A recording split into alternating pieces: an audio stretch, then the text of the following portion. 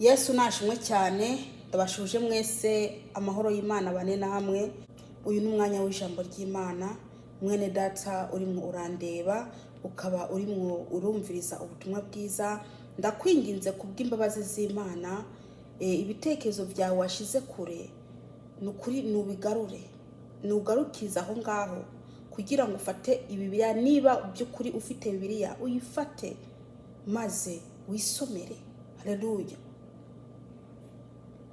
Uyu ni umwanya w'ijambo ry'Imana, ubutumwa bwiza. Yesu nashimwe cyane. Uyu munsi turasoma mu gitabo cyanditswe na Mika, igice 6 ku murongo wa 10 tugeze ku wa 13.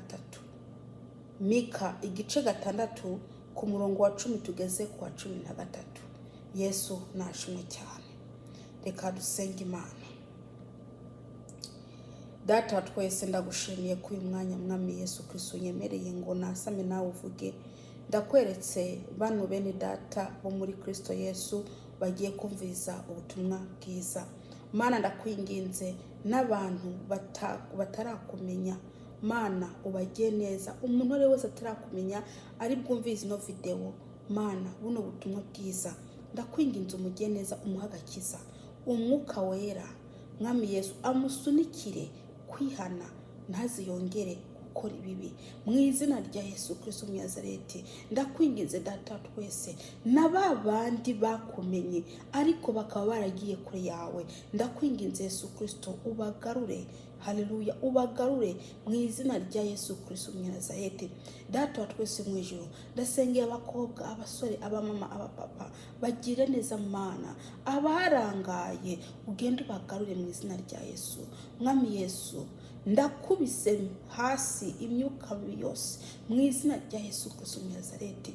Urakoze Yesu, ndasaba umwuka wera manuke maze nasame nawe avuge aburira ubwoko bwawe, ni mu izina rya Yesu Kristo, amen. Yesu nashimwe cyane. Reka dusome ijambo ry'Imana, dusome mu izina rya Yesu. Mbega no kwirengagiza itunga ryandurutse mu byaha riri mu mazu y'abanyakibi cyangwa ingero zituvya zivumwa, ngo mbese yo kwirengagiza, mbese Imana yo kwirengagiza itunga ubutunzi bwandurutse mu byaha? Mbese yo kwirengagiza amafaranga waronse ubanje kuyasambanira? Ayo mafaranga arahumanye. Mbese Imana yo kwirengagiza ibyo mubitse atari byanyu? Yabyirengagiza? Ntago yabyirengagiza. Mwene data, urashobora kuba ubitse kitari icawe, ntago Imana izabyirengagiza. Haleluya. Abantu bari mu baribisha iminzane, mwene data we uri muri bisha umunzane, reka ndakubwire ngo ijisho ry'Imana, uburakari bw'Imana bukuriho. Urabikora ukaguma witwa ngo ndi umukristo kandi ukabandanya ubikora, ukibisha umunzane abaje guhaha ukabaha ibidakwiye ariko bo bakaguhereza amafaranga akwiye. Reka ndakubwire uri umujura. Ufite itunga warikuye mu byaha. Imana iyo iri kirakureba ikureba ko wewe uri umunyakibi. Iyo irimo irakureba byonyine wicaye mu rushengero, wewe urugwamfu. Ugwamfu ruzarandurwa ruteregwe mu muriro rutwikwe. Wewe urugwamfu ruri mu ruro. Iyo wicaye mu rushengero uri umujura, ubu urugwamfu rwicaye mu rushengero. iyo wicaye mu rushengero utunze ibitari ibyawe uba urugwavu mwene data. Iyo wicaye mu rushengero uri umusambanyi wewe uba urugwavu. Uba urugwavu ruri mu ruro. Noneho ngo ntizakwirengagiza.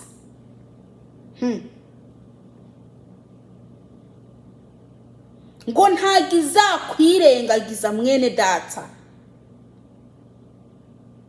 Imana ntizirengagiza ubwo bubi bwawe.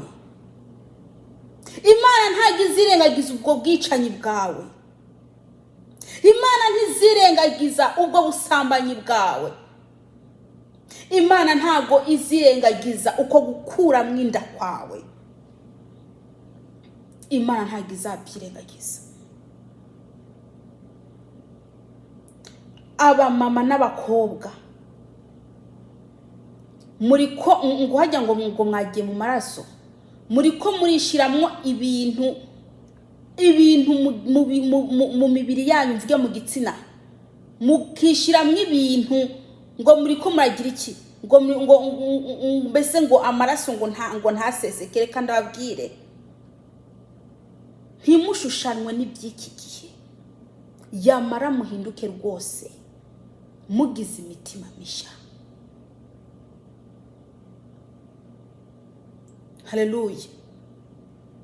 Imana ntago izirengagiza, ntago izakwihanganira. Ntizakwihanganira wowe mwene data ugenda urasambana nabo ubonye mu muhanda. Imana ntago izakwihanganira.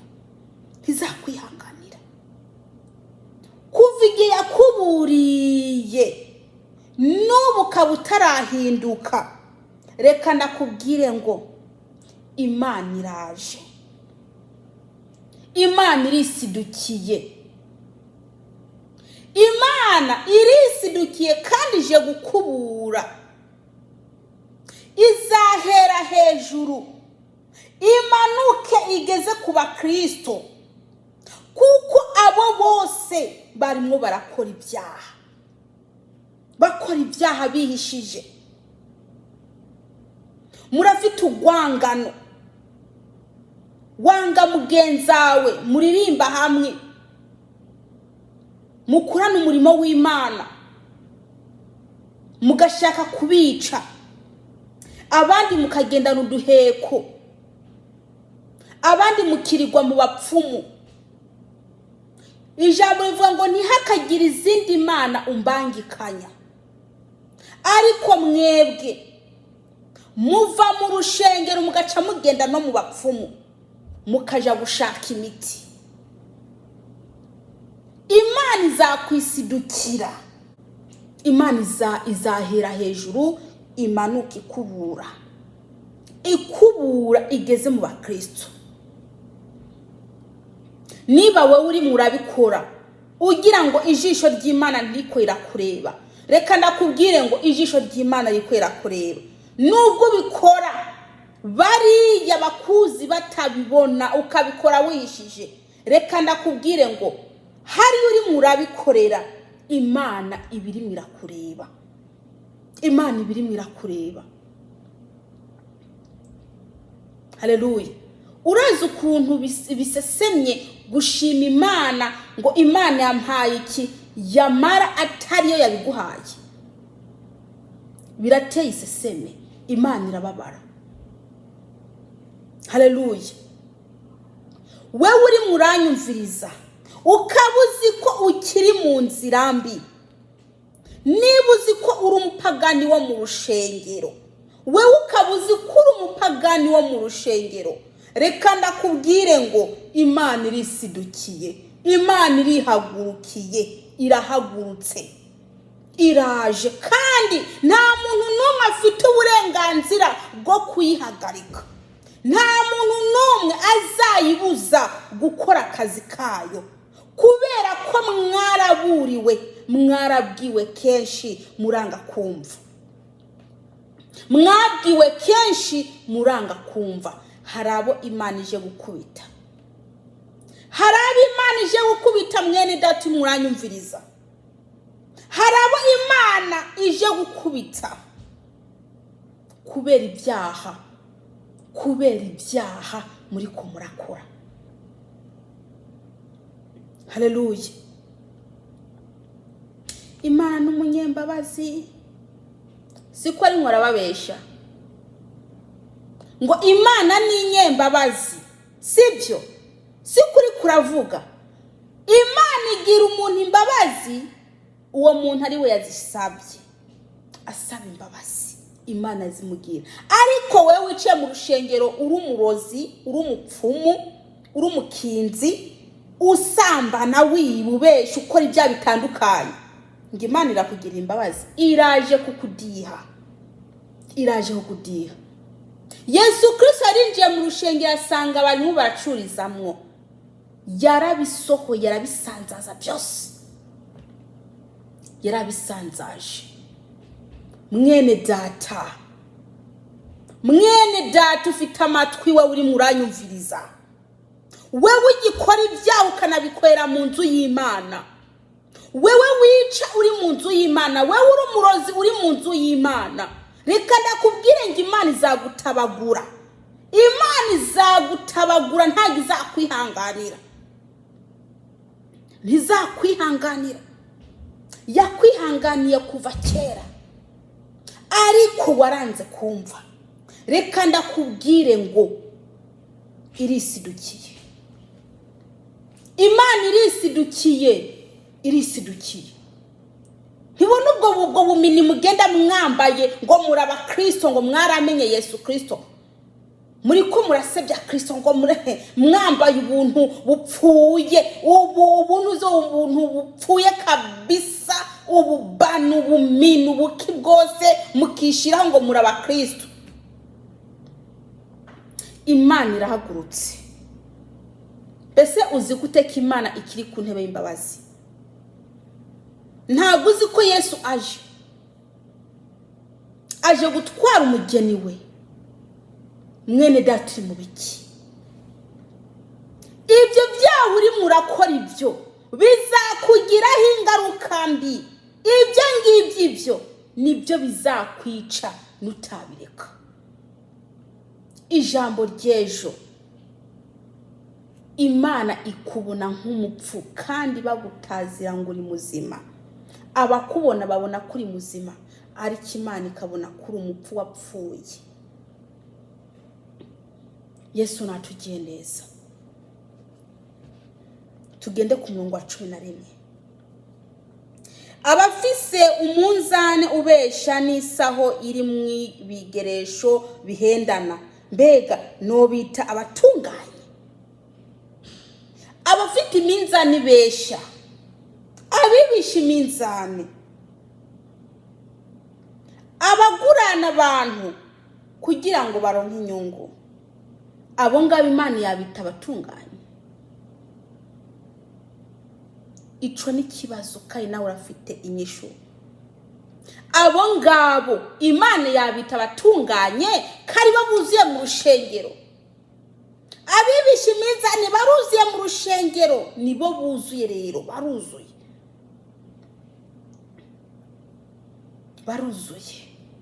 Ariko reka ndakubwire ngo shaka Imana ku ruhande rwawe.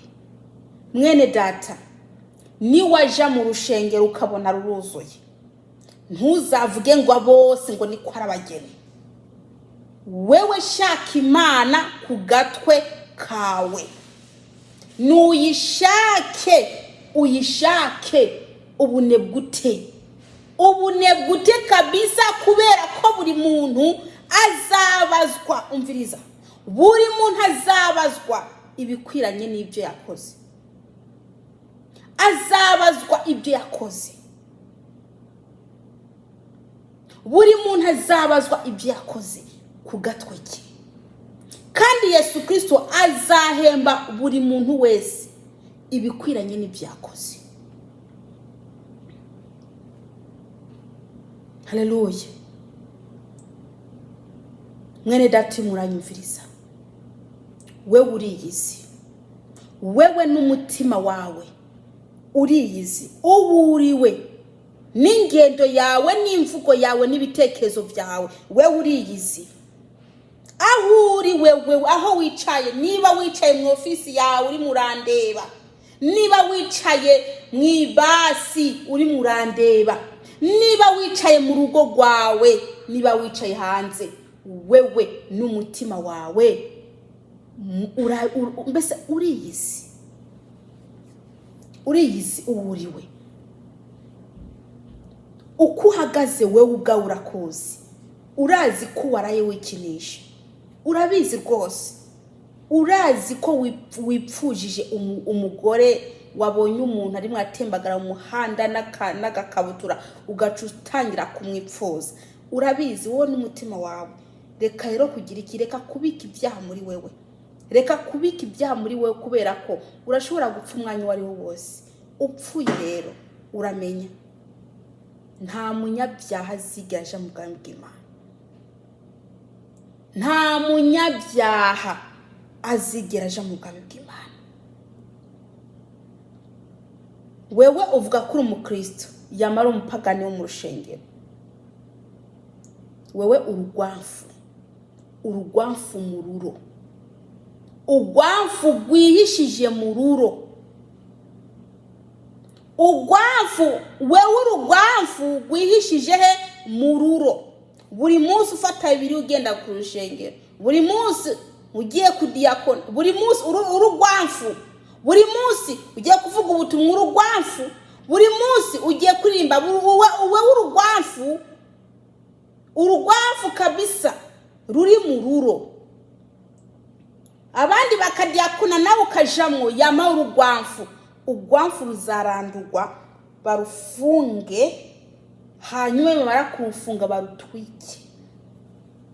barutwike niko bazarukorera nawe rero uramenye kuba nawe urugwamfu uzatabwa mu muriro nta kabuza kandi kanabwiye ati nta mbabazi ziriho mwene data nimba ubu uri murumviza ubutumwa ukabifata minenegwe reka ndakubwire ngo aya magambo urimwo urumviriza cyangwa se urumva ayo azagutsindisha byonyene niba uri muranyumviriza ukaba udashaka guhinduka aya magambo uri murumviriza azagutsindisha tubandanye ku murongo wa 12 kuko abatunzi baho buzuye umuryano n'abahaba bavuga ibinyoma indimi zo mu kanwa kabo zirahendana uburyarya ububeshi ubwibone ibyaha bitandukanye ibyo mu rushengero ntago ari hanze mu rushengero niho byuzuye ibigirwamana ibyo byuzuye mu rushengero ibyo dusome ku murongo wa 13 nico gituma nzogukubita nkagusabya nkugiseze nguhoye ibyaha byawe cyendangiza ngaha ngo nico gituma izagukubita sukugukubita gusa ikagusabya iguhoye iki ubusambanyi bwawe ubucaguzi bwawe uburyarya iguhoye iki iguhoye kwiyambika ubusa iguhoye iki kwihindagura kuyikosora iguhoye iki kwiba gukoresha amakondomu ubusambanyi ubusambanyi butandukanye kuryamana abagore ku bagore abagabo ku bagabo ngo nico gituma izagukubita ikagusabya iguhoye ibyaha byawe urumva ntago ari ugukubita gusa no kugusabya birimo nimba izakumena umutwe nimba izakumena amabinga, nimba izakumena iki, icyo izamena ni ikiza, ariko ngizagusabya. Haleluya. Ngo nicyo gituma izagukubita ikagusabya iguhoye ibyaha byawe. Mugira ngo rero Imana ntiyabarebye kuva kera? Ibyo se ko wabandanije ubikora ikicecekera, ugira ngo izaguma icecetse? Ntabwo izaguma icecetse, ntizaguma icecetse. Izabasabye. Tugiye gusenga Imana, tugiye gusenga. Ariko we mwene data, niba uzi ko ano magambo yagufashe, nugende mu cyumba cyawe upfukame, hanyuma waturira Imana, ubwire Imana ati Mana, amafaranga mfite saa yanjye narayibye. Ati Mana, umunzane nkoresha by'ukuri ndawukoresha kugira ngo niba abantu. Ati niriya modoka mfite Mana ntago ari iyanjye, icyo ubona ntunze mu nzu cyose n'inzu mfite ntago ari iyanjye, amafaranga nayo nibye. Itongo mfite niryo natse umuntu. Uyibwire udaciye ku ruhande, kubera ko Imana iranga uwibesha. Imana yanga uwibesha. Wature wihane kugira ngo ubabarirwe. Ni wihana nabi ntubabarirwa, ariko ni wihana neza, ukihana bivuye ku mutima, Imana ikabona ko bivuye mu mutima n'agahinda kenshi, Imana irakubabarira. Ano magambo akuzaho kugira ngo we wihane. Ano magambo aguma kuzaho kugira ngo wewe mwene data wihane, kandi wihanire kureka. Haleluya. Ni wamara kwatura Imana ugasaba Imana imbabazi, Yesu Kristo amaraso ye araca guhanagura ibyaha byawe, ntago bizongera kwibukwa ukundi, ntago bizongera kwibukwa ukundi. Haleluya. Nawe rero ico ucukora, uca utera intambwe, ukareka bya bindi byarangiye, ugatera intambwe muri Kristo Yesu, ugakurikira Yesu. Bya byaha ukabireka, ugakurikira Yesu. Haleluya. Yesu nashimwe cyane. Ndiza neza ko wabyumvishije. Niba ubona kibiri ko biravugwa ahangaha uri murabikora, mwene data ukanga kwihana ngo ugende gusaba Imana imbabazi, ndakubwiza ukuri, aya magambo niyo azagutsindisha. Niba warangije kwatura ibyo byaha byawe byatura Imana, niba warangije kwihana, tugiye gusenga nanjye ndangize. Tugiye gusenga. Niba utararangiza nurangize, Imana irakubabarira. Imana yo mu ijuru irakubabarira, kandi niyo mpamvu ino jambo rikujeho kugira ngo wihane, hanyuma Imana ikubabarire. Dusenga Imana. Data wa twese mu ijuru, ndagushimiye ko aya magambo ushikirije. Ndagushimiye mwami Yesu ukuntu bano bene data bo muri Kristo Yesu bumvishije ijambo ryawe.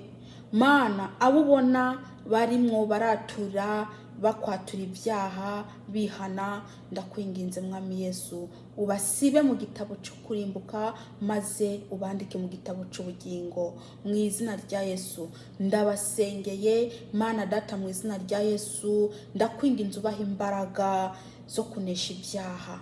Mana waremye ijuru n'isi, ubaha imbaraga maze ubafashe muri urugendo rwo kuja mu ijuru. Data wa twese uri mu ijuru, nubwo bihanye Satani aragerageza kubagerageresha bya bindi bakora kugira babisubiremo, ariko Mana ndakwinginze ubagwanirire, ubaha imbaraga muri bo kugira ngo baneshe mu izina ryawe. Mwami, urakoze kubagiriye neza, urakoze kubabariye, urakoze kubasibye mu gitabo cyo kurimbuka ukabandika mu gitabo cy'ubugingo. Ni mu izina ryawe Yesu Kristo, amen. Imana yo mu ijuru nibagiye neza kandi ibaha imbaraga zo kunesha ibyaha mu izina rya Yesu Kristo, amen.